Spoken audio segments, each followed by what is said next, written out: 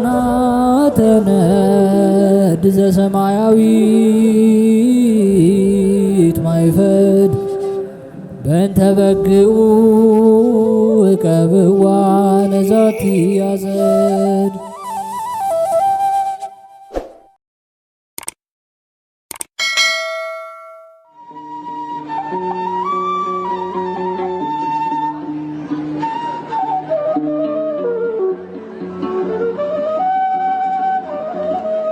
በስመ አብ ወወልድ ወመንፈስ ቅዱስ አሐዱ አምላክ አሜን። ኅዳር 27 የሚነበብ ስንክሳር። ዕረፍቱ ለቅዱስ ያዕቆብ። ኅዳር 27 በዚች ቀን ለፋርስ ንጉሥ ለሳፎር ልጅ ለንጉሥ ሰክራድ ከጭፍሮቹ ውስጥ የሆነ ሕዋሳቱን የተቆራረጠ ቅዱስ ያዕቆብ በሰማዕትነት አረፈ። ይህ ንጉሥ ሰክራድ እጅግ ይወደው ነበር፣ ስለ መንግሥቱ ሥራ ሁሉ ከእርሱ ጋር ይማከር ነበርና። ስለዚህም የቅዱስ ያዕቆብን ልቦና አዘንብሎ ፀሐይንና እሳትን እንዲያመልክ አደረገው። በሃይማኖቱም ከንጉሥ ጋር እንደተስማማ የተቀደሱ እናቱ ሚስቱና እህቱ በሰሙ ጊዜ እንዲህ ብለው ጽፈው ወደ እርሱ ላኩ። የቀናች ጌታችንን ኢየሱስ ክርስቶስን ሃይማኖት ትተህ የፍጡራንን ጠባይ ለምን ትከተላለህ? እኒህም ፀሐይ፣ ጨረቃ፣ ከዋክብት እሳት ናቸው። እወቅ፣ ከዛሬ ጀምሮ በንጉሥ ሃይማኖት ከኖርክ እኛ ከአንተ የተለየን ነን። የመልእክታቸውንም ጽሑፍ ባነበበ ጊዜ መሪር ልቅሶን አለቀሰ። በዚህም የጥፋት ምክር ጸንቼ ብኖር ከቤተሰቦቼና ከወገኖቼ የተለየሁ መሆኔ ነው። ደግሞስ በጌታዬ ኢየሱስ ክርስቶስ ፊት እንዴት እቆማለሁ አለ። ከዚህም በኋላ የቤተ ክርስቲያንን መጻሕፍቶችን ማንበብ ጀመረ። የንጉሥ አገልግሎትም ተወ። ለንጉሡም ወዳጅ ያዕቆብ እነሆ አገልግሎትህን አማልክቶችህንም ማምለክ ተወ ብለው ነገሩት። ንጉሥም ልኮ ወደ እርሱ አቅርቦ አገልግሎትህን ለምን ተውክ አለው። ቅዱስ ያዕቆብም እንዲህ አለ። ጌታዬን ኢየሱስ ክርስቶስ በከበረ ወንጌል በሰው ፊት ያመነብኝን ሁሉ እኔም በሰማያዊ አባቴ ፊት አምነዋለሁ። በሰው ፊት የካደኝንም የአባቴ ፊትና በመላእክት ፊት ክደዋለሁ ብሏልና።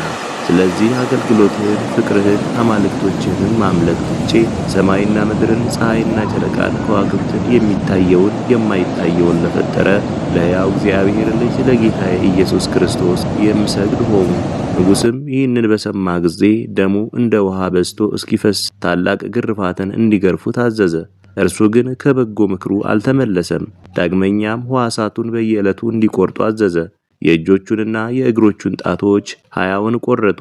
ክንዶቹንና እግሮቹን እስከ ጭኖቹ ድረስ ወደ 42 ቁራጭ በየጥቂቱ ቆረጡት።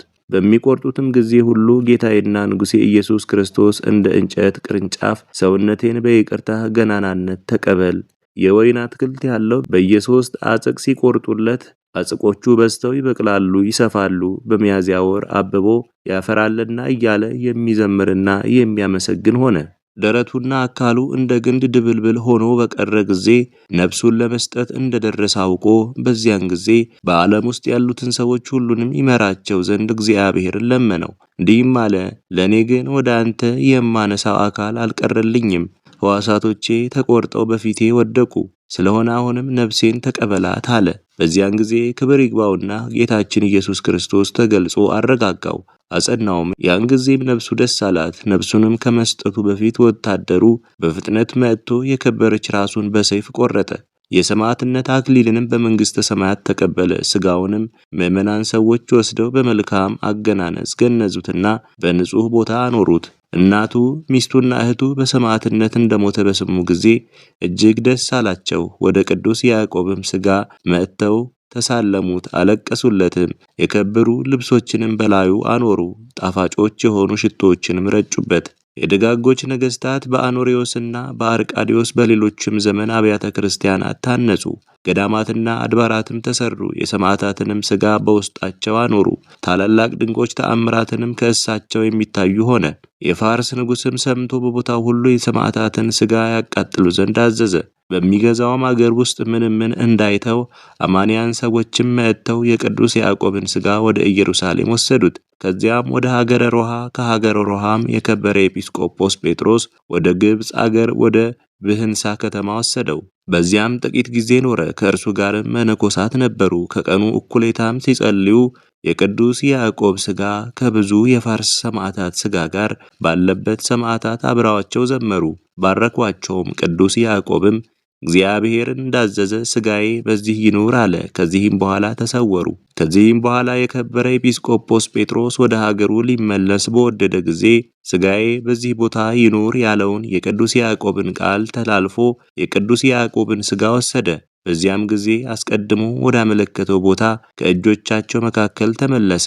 ከሥጋውም ታላላቅ የሆኑ ተአምራት ተገለጡ።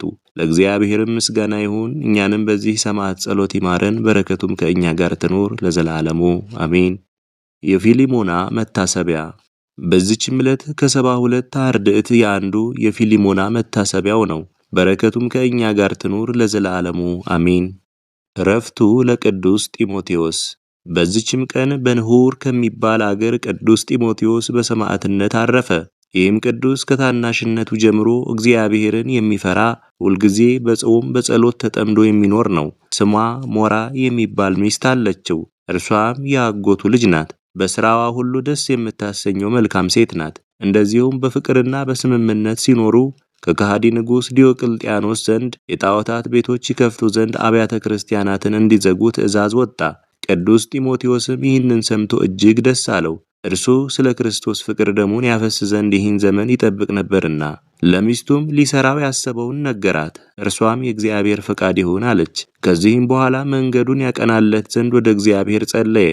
ጌታችንም በዚያች ሌሊት በሕልሙ ተገልጾለት ወዳጄ ጢሞቴዎስ ሆይ ሰላም ላንተ ይሁን፣ እነሆ ከጻድቃኖቼ ቁጥር ውስጥ ቆጥሬሃለሁ። አሁንም ተነሳ፣ ሚስትህንም ይዘህ ወደ ብህንሳ ከተማ ሂዳችሁ ጣዖታትን በሚያመልኩ ሁሉ ሕዝብ ፊት በስሜ ታመኑ አለው። በነቃ ጊዜም ለሚስቱ ነገራት። እርሷም ይህንን የሚመስል ሕልሟን ነገረችው። ከዚህም በኋላ ተነስተው በአንድነት ሄዱ። ወደ መኮንኑ ወደ ቆልቆሊያኖስ ደረሱ። መሰንቆና እንዚራ እያስመታ ለጣዖታቱ በዓልን ሲያከብር አገኙት። ያን ጊዜ ወታደሮቹ ይዘው በመኮንኑ ፊት አቆሙት። ሚስቱም ተከተለችው። መኮንኑም ለጣዖት መስገድን እያግባባ በርኅራኄ ቃል ተናገረው። ቅዱሱ ግን እርሱንና የረከሰች ሃይማኖቱን ሰደበ።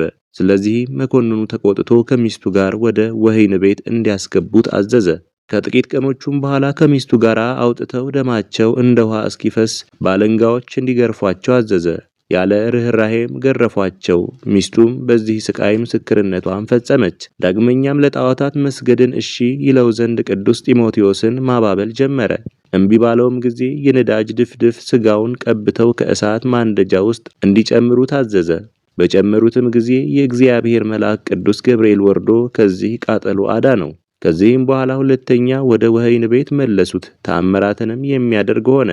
በአንዲት ዕለትም በዚያ ሲጸልይ ክብር ይግባውና ጌታችን ኢየሱስ ክርስቶስ ወደ እርሱ መጥቶ ቃል ኪዳንን ገባለት፣ ሰላምታንም ሰጠው። በማግስቱም ከእስር ቤት አውጥተው ወደ ብንሁር ከተማ ወስደው ቅድስት ራሱን ቆረጡ።